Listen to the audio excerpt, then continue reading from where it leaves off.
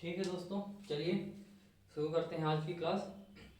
तो हमने बहुपद जो है ना, बहुपद वाला टॉपिक हमने ख़त्म कर लिया था। आज हम देखेंगे कुछ कंपटीशन एग्जाम में जो बहुपद से रिलेटेड कुछ सवाल आए हुए हैं। मैं आपको दिखाता हूँ कैसे सवाल पूछे जाते हैं और आप उन्हें कैसे हल करेंगे। ठीक है, तो हम संविदा वर्ग 2 जो शिक्षक भर्ती का एग्ज़ाम होता है उससे रिलेटेड कुछ सवाल देखेंगे जो अभी रिसेंटली एग्ज़ाम में आया था। आप देखेंगे कैसे एग्जाम में क्वेश्चन पूछे जाते हैं। ठीक है, चलिए शुरू करते हैं। तो ये मेरे पास कुछ सवाल हैं, उनको हम लोग हल करेंगे। तो जैसे पहला एक सवाल था कि -7² एक्स वाई, इसका संख्यात्मक मान क्या है। ठीक है, तो इसमें संख्यात्मक मान आप कैसे बताएंगे। देखिए 7 का स्क्वायर ये तो हो गया अपने चर, अभी संख्या क्या है इसमें 7², तो इसमें क्या हो जाएगा इसका संख्यात्मक मान -7 का स्क्वायर। मतलब इसको लिख सकते हैं क्या अपन, माइनस का 7×49, ये आपका इसका हो जाएगा संख्यात्मक मान। ठीक है, तो इस लेवल के सवाल देखिए संविदा में पूछा गया है। अगला सवाल करते हैं हम लोग। एक सवाल पूछा है इन्होंने दूसरा कि 10, दूसरा सवाल इन्होंने पूछा है 10x² + 15x - 11 में x का गुणांक बताना है आपको। x का गुणांक, देखिए ऐसे सवाल पूछा गया है। तो इसमें देखिए x² का गुणांक कितना है 10, x का गुणांक कितना है 15 और ये क्या है 75। तो यहाँ x का गुणांक क्या हो जाएगा 15। तो जहाँ पे भी आपको ऑप्शन में 15 दिखे वहाँ पे आप टिक कर दें। ठीक है, अगला सवाल।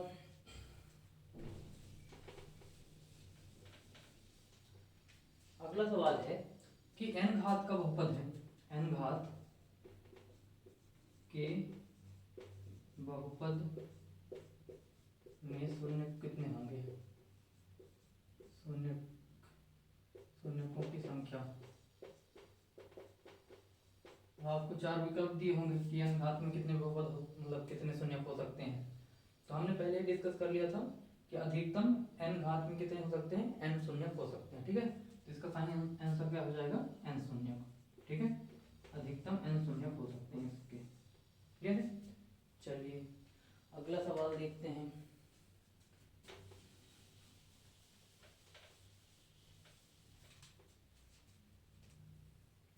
एक बहुपद दिया है px = x² - 125 और बोल रहा है इसमें कि इसके शून्य क्या होंगे। ठीक है, तो अभी देखिए ऐसा सवाल हमने अपने प्रश्नावली में भी हल किया था एक।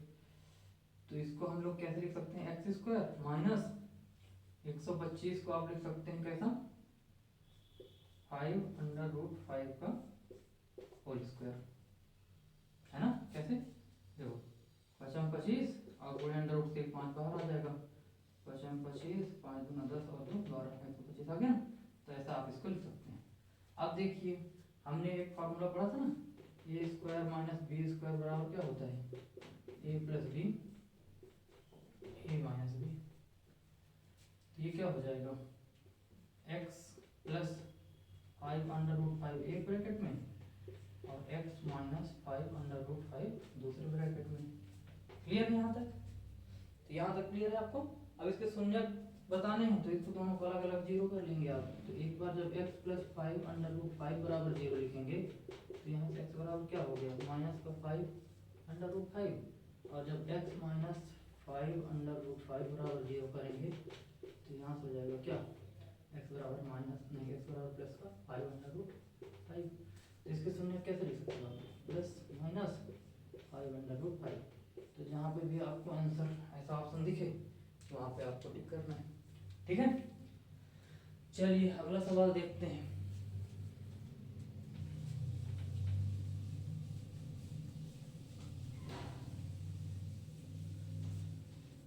अगला सवाल है x² + 26x + 118, ऐसा एक सवाल है।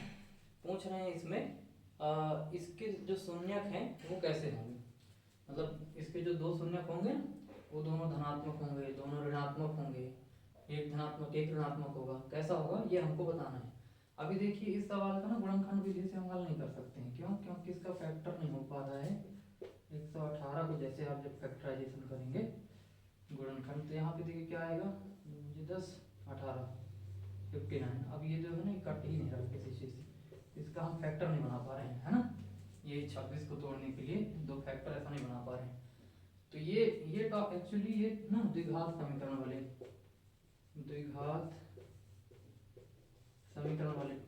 टॉपिक का सवाल है। इसमें एक फार्मूला होता है धाराचार्य जी का, Dharacharya formula -b plus minus under root of b square minus 4ac divided by 2a। इसमें हम a b c की वैल्यू निकाल लेंगे। कैसे? व्यापक समीकरण से तुलना कर लेंगे, ax square plus bx plus c। a कितना हो गया बेटा 1, b कितना हो गया 26 और c कितना हो गया 118। ये a b c के मान को कहाँ इस वाले समीकरण में आप रख देंगे, ठीक है। इस समीकरण में रख के एक बार प्लस चिन्ह लेकर के हल कर लेंगे, एक बार माइनस चिन्ह लेके हल कर लेंगे, और दोनों बार देखेंगे x के मान क्या आ रहे हैं। जब इसको आप हल करेंगे ना तो x का इसमें दोनों मान ऋणात्मक आ रहा है, x के दोनों जो मान होंगे वो कैसे रहेंगे ऋणात्मक। तो हमारा इसमें शून्य कैसा हो जाएगा, दोनों के दोनों ऋणात्मक हो जाएंगे, ठीक है। आप इसको हल कर लेना और देख लेना, नहीं तो हम टॉपिक द्विघात बहुपद वाले में जब हम जाएंगे द्विघात समीकरण वाले में तो उसमें अपन डिस्कस कर लेंगे, ठीक है। अगला सवाल,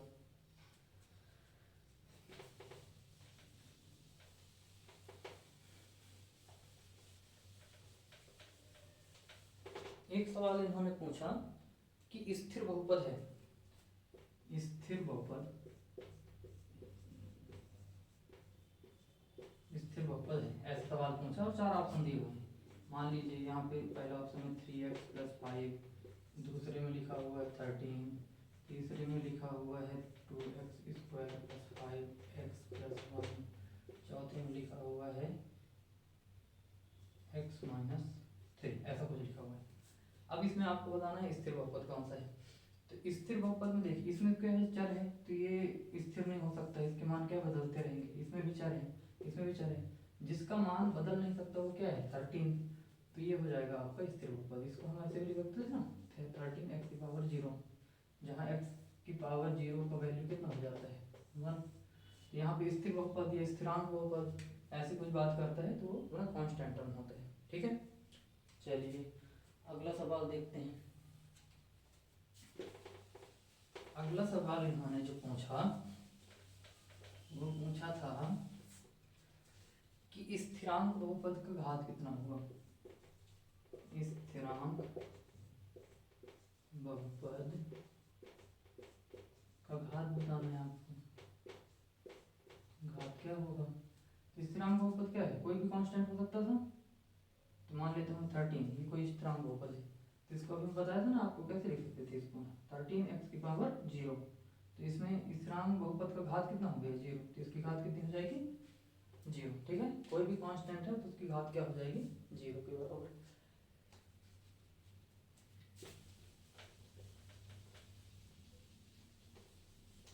अगला इन्होंने सवाल पूछा, एक बहुपद है p of y equal to c y plus d, इसका शून्य क्या होगा। तो क्या कर रहे थे हम लोग, जो बहुपद हमको दिया रहता था उसको क्या करते हैं हम सी वाई प्लस डी को 0 के बराबर कर दो। तो यहाँ से क्या हो जाएगा सी वाई बराबर डी के पहले क्या चिन्ह है प्लस, उधर ले जाओगे क्या हो जाएगा माइनस, माइनस का डी, तो यहाँ से वाई बराबर जो आ जाएगा क्या आ जाएगा डी बटे सी, आंसर हो गया। तो इसका जो शून्य को वो क्या हो गया माइनस डी बटे सी, ठीक है। ये सवाल भी पूछा हुआ है। फिर अगला सवाल है, एक आपको द्विघात बहुपद दिया हुआ है 3x square plus 10x plus 8, ऐसा करके एक द्विघात बहुपद दिया हुआ है और बोल रहा है कि इसमें से एक रैखिक बहुपद क्या होगा। अभी देखिए दो घात का बहुपद है तो इसको जब फैक्टर करेंगे तो दो टुकड़ों में अपन तोड़ देंगे ऐसे, तो उसमें से अपने को रैखिक बहुपद बताना है, 4 ऑप्शन दिए रहेंगे आपको, उन चारों में से जो मैच करा जाएगा वो उसका ही रैखिक बहुपद होगा। ठीक है, लीनियर फैक्टर आपको बताना है उसका, मतलब एक रैखिक टर्म जो उसका अपना आता है। तो चलिए इसको हल कर लेते हैं गुणनखंड विधि से। तो सबसे पहले अचर का इसके साथ गुणा करेंगे तो 8 त्रिक यहाँ पर हो गया 24। अब 24 को गुणनखंड कर लेते हैं तो ये हो जाएगा 2, यहाँ पे आ गया 12, यहाँ पे किया तो आ गया 6, यहाँ पे किया तो आ गया 3, फिर किया 3 से तो आ गया 1। अब देखो ऐसे ये 10 को 2 पार्ट में तोड़ना है कि गुणा करने पर अपने को 24 मिल जाए और जोड़ने या घटाने पर अपने को 10 मिल जाए। तो क्या कर लेते हैं अपन, 4 और 6 लोगे तो 6 4 को 24 तो हो जाएगा, और 6 और 4 10 भी हो जाएगा, है ना। तो 6 4 को 24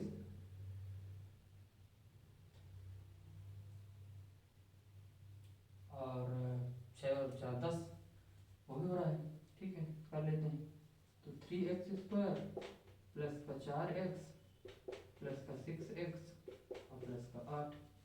यहाँ तक क्लियर है। देखो 6 4 को 24 भी आ गया और 6 में 4 जोड़ेंगे तो 10 भी आ जाएगा। अब देखो यहाँ से कॉमन क्या मिल रहा है x, तो यहाँ बचेगा 3x और प्लस यहाँ से बचेगा 4, प्लस यहाँ से क्या मिला कॉमन 2, तो x 3x प्लस 2 4 को 8, ये आ गया। अब देखिए ध्यान से यहाँ पे 3x प्लस 4 यहाँ से पूरे में से कॉमन आ गया और बचा क्या x प्लस 2। अब ऑप्शन में जो भी दिया रहेगा उसमें ऑप्शन में या तो ये रहेगा या तो ये रहेगा, जो भी दिख जाए उसमें आपको टिक कर देना है। ठीक है,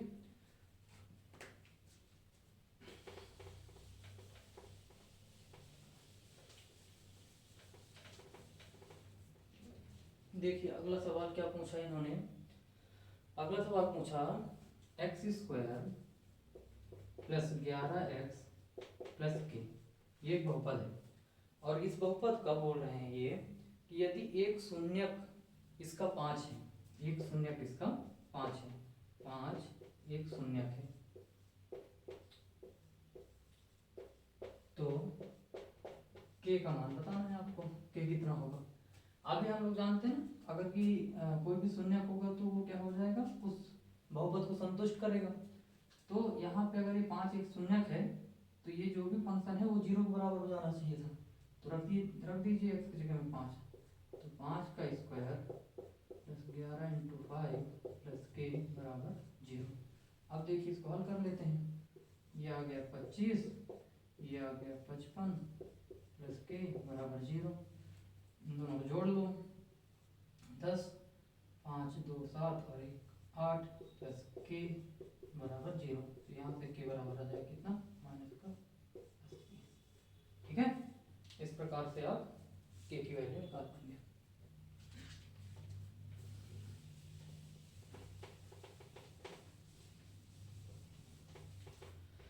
अगला सवाल जो इन्होंने पूछा था वो है, ये 4 विकल्प दिए हुए हैं और उसमें से बताना है आपको कि कौन सा स्थिर बहुपद नहीं है। ठीक है, कौन सा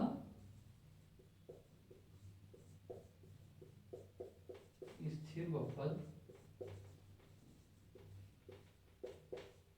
नहीं है। अब जैसे मान लो एक ऑप्शन ये दिया है, बी दिया है, सी दिया है और डी दिया है। क्या क्या ऑप्शन में दिया था, √121, यहाँ पे 8, यहाँ पे 9 का स्क्वायर और यहाँ पे x-3, ऐसा कुछ ऑप्शन दिए गए। तो कौन सा स्थिर बहुपद नहीं है, ये देखो ये भी कांस्टेंट है, ये भी कांस्टेंट है, ये भी कांस्टेंट है, लेकिन इसमें देखिए यहाँ पे ये 4 पद आ गया तो ये जो है स्थिर बहुपद नहीं रहेगा। ठीक है, तो ये वाला आंसर आपका सही हो जाएगा।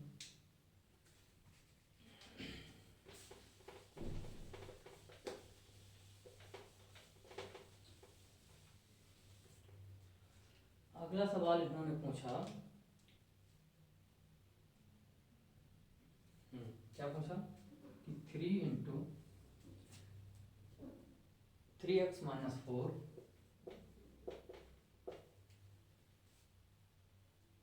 माइनस 2 इंटू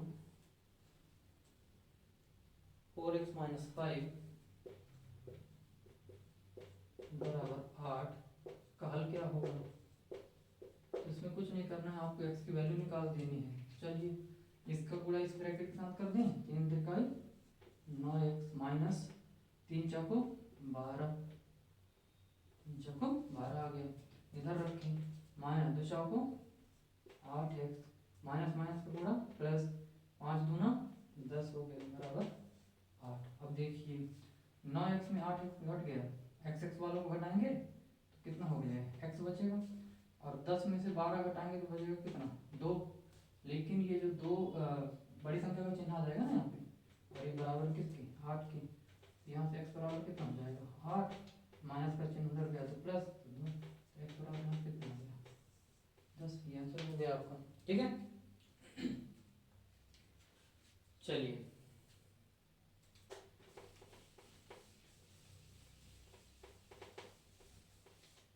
अगला सवाल पूछा जो वो है x square plus 9x plus 18 plus 18। किस शून्यक बताना है आपको, किसके शून्यक क्या होंगे, है ना, किस शून्यक के शून्यक बताने। तो चलिए इसको गुणनखंड विधि से हल कर लें। 18 करने 18, तो यहाँ पे आ गया कितना 18। चलिए 2 से कट किया तो 9 आ गया, 3 से किया तो 3, फिर 3 से किया तो 1। अब देखो 9 को 2 टुकड़ों में तोड़ देते हैं, तो 3 त्रिकाई 9 और 2 लूँगा अगर, तो 9 दूना 18 तो हो जाएगा, लेकिन 9 कभी ला नहीं पाओगे जोड़ने घटाने। तो अगला क्या करते हैं, 3 दूना 6 और 3 ले लेते हैं, तो 6 3 18 और 6 में 3 जोड़ा तो 9 भी आ जाएगा। तो x square plus 3x plus 6x plus 18, यहाँ से देखिए x कॉमन लिया तो आ जाएगा x प्लस 3, यहाँ से 6 कॉमन लिया तो यहाँ पे आ जाएगा x प्लस 3। अब देखिए इसमें पूरे में क्या कॉमन मिल रहा है x प्लस 3, और यहाँ पे क्या मिल रहा है x प्लस 6। इसको अलग अलग जीरो कर लो, जब x प्लस 3 बराबर 0 तो यहाँ से x बराबर आ जाएगा माइनस 3, और जब x प्लस 6 बराबर 0 करोगे यहाँ से आ जाएगा x बराबर माइनस 6। जहाँ पे भी आंसर में दिखे आप उसमें टिक कर लें, ठीक है। चलिए बहुत बढ़िया।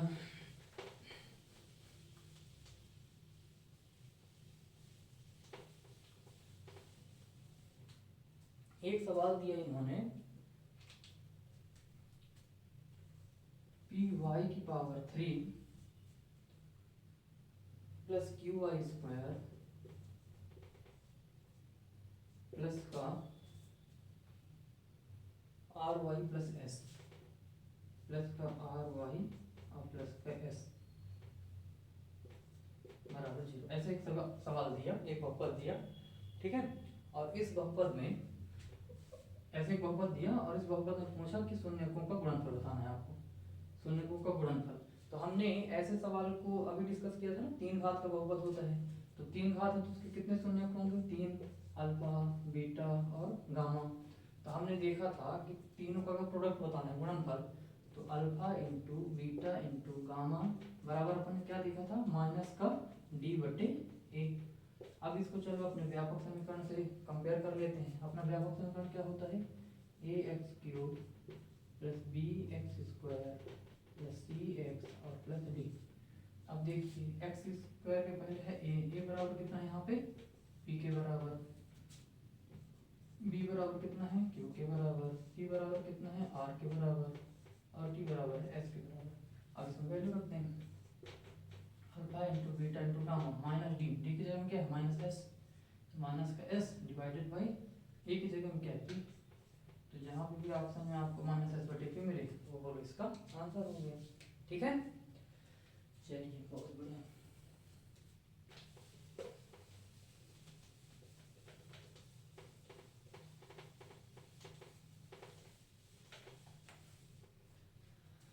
अगला सवाल देखिए, अगला सवाल इन्होंने पूछा कि x square plus P x plus x square plus P x plus 12 बराबर एक्स प्लस 3 और एक्स प्लस 4, एक्स प्लस 3 और एक्स प्लस 4 है। तो ये बोल रहे हैं p प्लस 1 की वैल्यू क्या होगी, p प्लस 1 की वैल्यू बतानी है। अब ऐसा समीकरण दिया हुआ है तो कुछ नहीं करना है आपको, ये इन दोनों को गुणा करा दो, बहुपद बना देते हैं उसका। तो इसको हल करो, x का x में किया तो x स्क्वायर, x का 4 के साथ किया तो 4x, 3 का गुणा करोगे तो 3x प्लस 4 3 12, देखो क्या आ गया x स्क्वायर प्लस 4 3 7x और प्लस 12। कंपेयर कर लो दोनों को, देखो x स्क्वायर लास्ट में 12, यहाँ पे भी 12, x की जगह में क्या है p, यहाँ x की जगह में कितना है 7, तो p की वैल्यू कितनी हो जाएगी 7। पूछा क्या है p प्लस 1, तो p की वैल्यू 7 प्लस 1 बराबर 8, जहाँ पे भी 8 हो वो आपका आंसर हो जाएगा। ठीक है,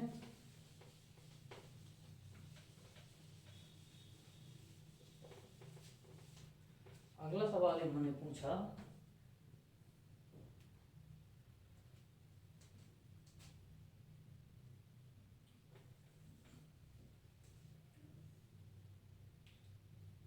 बहुपद की संख्या बतानी है जिसके शून्य दिए गए हैं -2 और 5।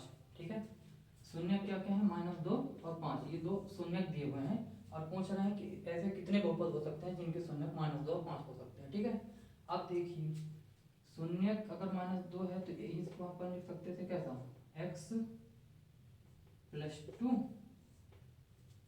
और x माइनस 5, ऐसा लिख सकते हैं। अरे जैसे शून्य का अपने अल्फा और बीटा होते थे तो अपन कैसे लिखते थे, x माइनस अल्फा और x माइनस बीटा लिखते थे कि नहीं, वैसे ही अपने पास -2 -5 माइनस प्लस हो गया तो प्लस 2 हो गया, यहाँ पे x माइनस 5 हो गया। अब देखिए इसके पहले मैं लगा देता हूँ एक रियल संख्या की। ठीक है, अब इसको हल कर लेते हैं तो यहाँ क्या हो जाएगी, ये एक्स स्क्वायर माइनस का 5x प्लस का 2x माइनस का 10, ये हो गया कितना k एक्स स्क्वायर माइनस का 3x, 5x में 2x माइनस हो गया है ना, माइनस का 3x और माइनस का 10। अब देखिए इसमें ऐसे कितने बहुपद हो सकते हैं, तो ये k जो है ना एक रियल नंबर है, k की वैल्यू आप कुछ भी रखो, 1 रखूंगा तो एक ये होगा जिसका अपन को शून्य ये मिलेगा, k की वैल्यू 2 रख दूँ, k की वैल्यू 3 रख दूँ, k की वैल्यू 4 रख दूँ, तो k की वैल्यू में 1 2 3 4 कुछ भी रखता जाऊँ हमको शून्य -2 और 5 मिलते जाएंगे और बहुपद हमारा बदलता जाएगा। तो ऐसे कितने बहुपद हो सकते हैं, तो उसके ऑप्शन में दिया था 1 हो सकता है कि 2 हो सकता है कि 3 हो सकता है कि 3 से अधिक हो सकता है, 3 से अधिक। तो ऐसा कुछ ऑप्शन 4 दिए हुए थे, ए नंबर में 1 बी 2 सी और डी, इसका कौन सा आंसर हो जाएगा सही, 3 से अधिक हो सकते हैं बराबर। तो ऐसा भी सवाल आपको देखने को मिल सकता है।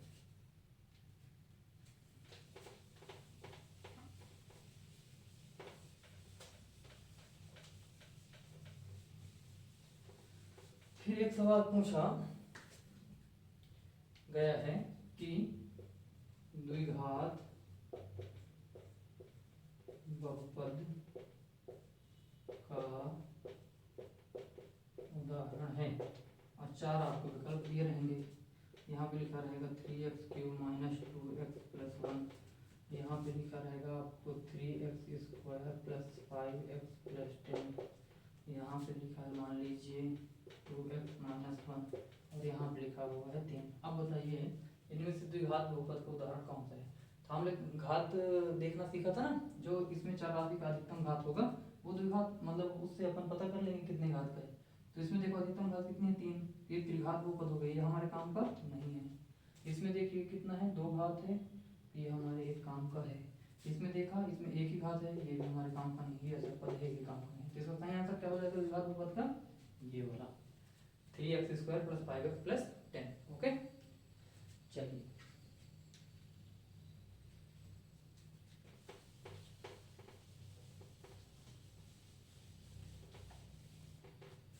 अब अगला सवाल जो पूछा इन्होंने वो पूछा क्या कि एक द्विघात बहुपद बताइए जिसके शून्य क्या है -3 और 8 है, जिसके शून्य -3 और 8 है उसका द्विघात बहुपद अपने को बताना है।